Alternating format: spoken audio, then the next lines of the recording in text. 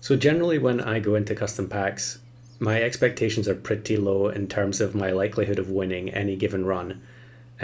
Unless of course, I'm playing an OP pack for some reason, but that's pretty rare. It has happened a few times recently based on requests that people have submitted.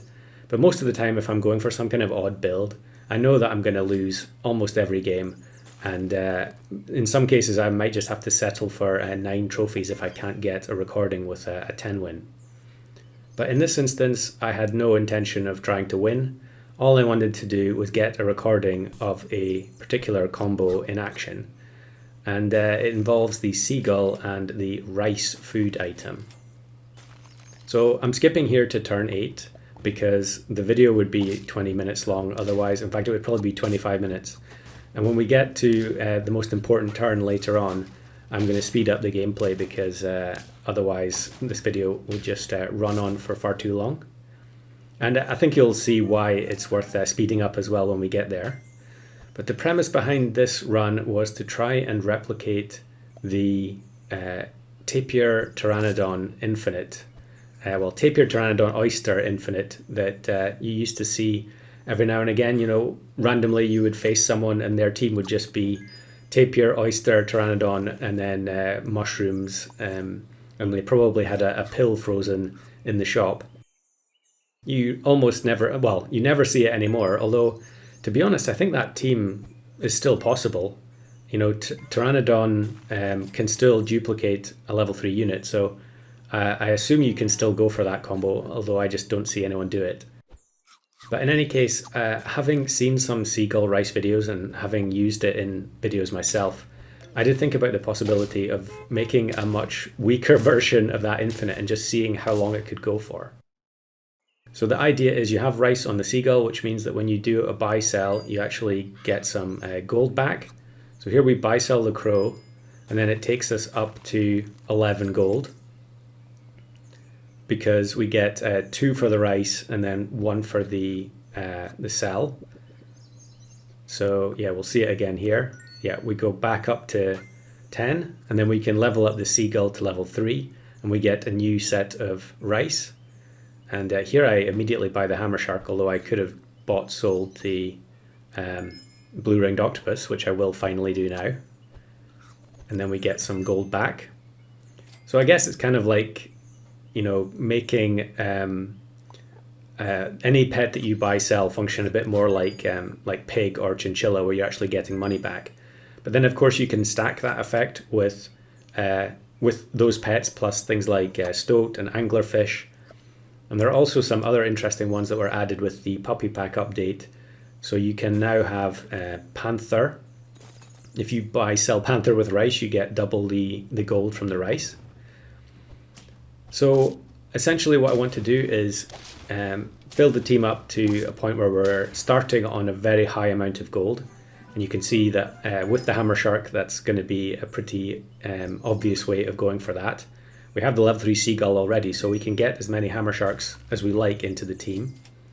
And then I think here I am going to take the reindeer for a little bit of survivability, since the rest of our team, I mean, the seagull stats are okay, but it has no usable equipment. You know, the rice isn't going to do anything for us in the battle.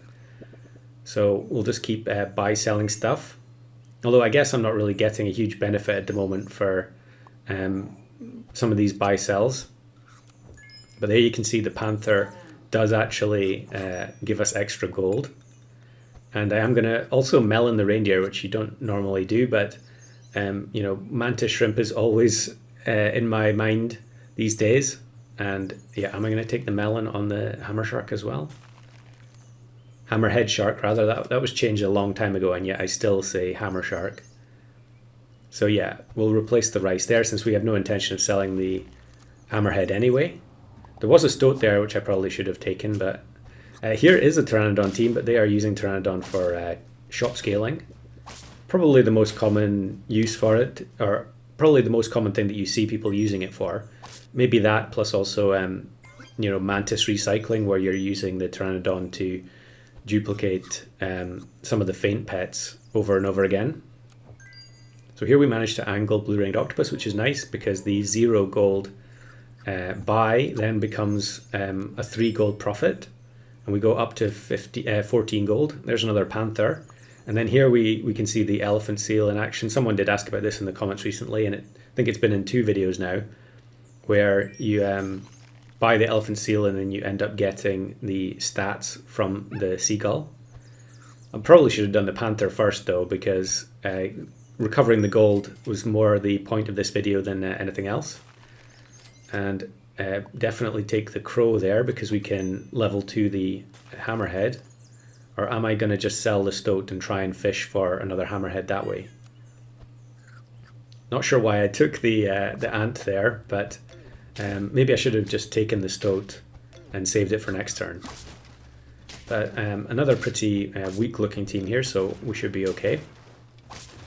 And really all I want now is buy-sell scaling and more hammerheads.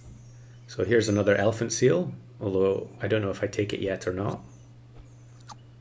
But yeah, panther, you can see we go up to 13 there, and then we do another buy-sell, and now we're at 15. So we can earn gold simply by buy-selling the panthers, which is pretty funny.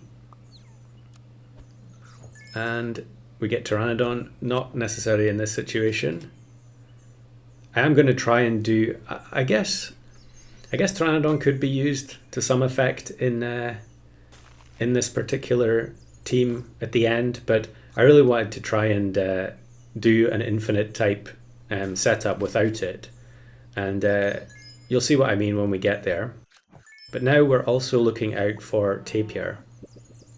We're not going to use tapir to clone oyster, because I felt like that would be too similar to the existing infinite.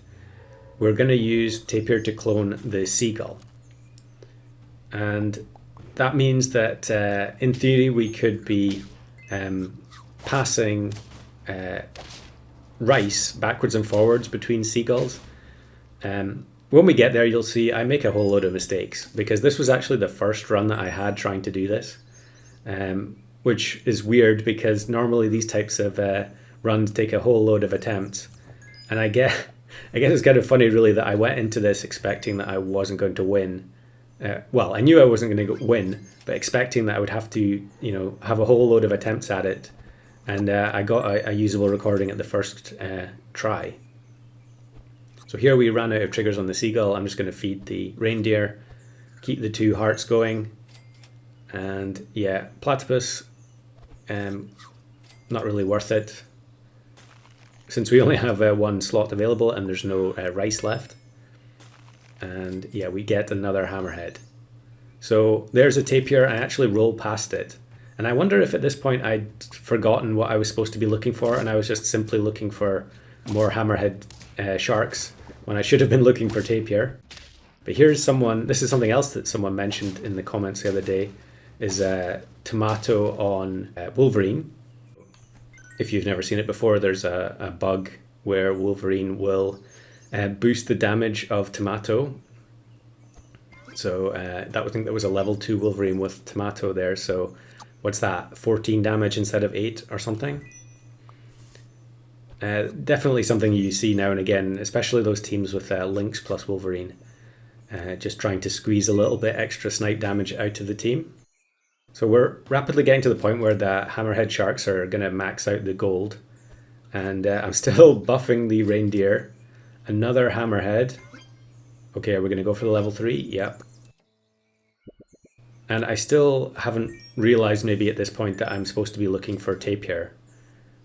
There's the level up, and we don't get tapir in the shop there. And we could actually be in danger of losing here. Yeah, lots of big stats plus turtle. Yeah, no chance, I think. So now we're down to 1 heart despite investing into the reindeer. But I still need to find, I really want to find level 3 tapir. So there's one, and we actually get the level up into an oyster, so we can buy sell that. And then once we're done with the buy sells here, we really just need to take that tapir. And actually the buy sell turns out to be a tapir, so that is perfect luck. Now we're just rolling for more tapirs, and I freeze the pill. We get another tapir on the level. So we're rapidly closing in. In fact, there's a chocolate. We're one tapir or chocolate away from getting the level 3 in one turn. And there it is. So, I mean, that was incredibly fortunate. But now what I need to do is, much like with the tapir pteranodon oyster infinite, I also need mushroom. Because when I pill the tapir, I want to get another tapir back afterwards. And of course, like I mentioned earlier, you can also do that with pteranodon. So if you don't find the mushroom, you just have a pteranodon in the team, pill the tapir, and then you'll get another level 3 tapir. However, whenever you buy something, you're going to end up consuming one of the rice triggers from the seagull, which is partly why I didn't go down this route, although I'm sure I could have done. I can't remember if I buy any pteranodons. Well, I guess we'll see, but I don't think I do. In any case, we've reached turn 17, which is the starting point of the infinite. And I think, arguably, I mean, I guess you could argue that this is not an infinite because it's so unlikely that it's going to keep continuing. But I think, you can technically roll oysters and seagulls and so on indefinitely. I suppose the old one wasn't really an infinite either because, you could always have an incredibly unlucky turn where you just couldn't roll any pills or mushrooms. In fact, that was what happened to me when I tried to do the original infinite, is that I would just run out of the things I needed to find in the shop, and then you have to go back to the beginning and start all over again. So here I've already made a bunch of mistakes, I think. The speeded up gameplay will probably be kinder to me. But I suppose you could also make this easier for yourself if you actually started going for the infinite when the opposing team has some of the pets you need. So if the opposing team had pteranodon or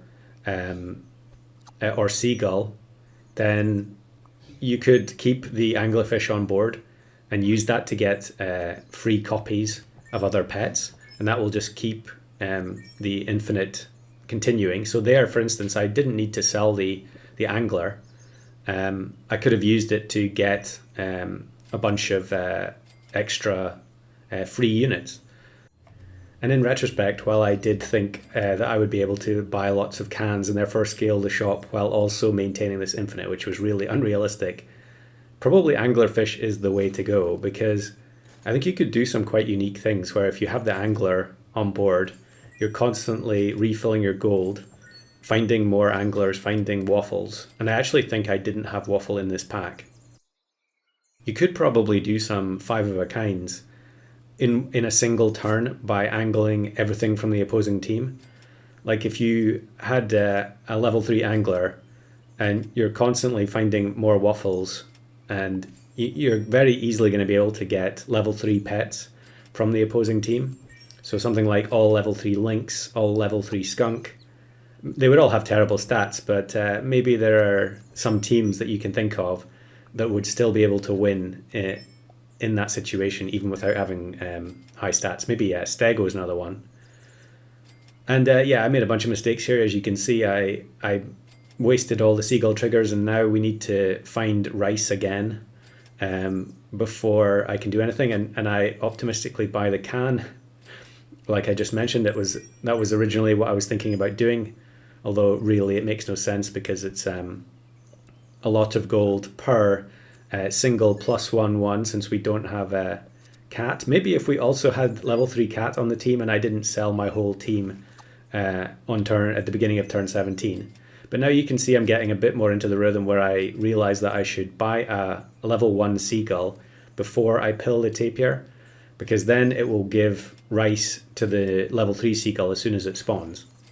And now I'm starting to over freeze the shop where I've got too many things frozen. I think freezing the pig, I don't know, maybe it is worth it, but I would much rather find something like panther or stoat where I can also find the oyster from selling it.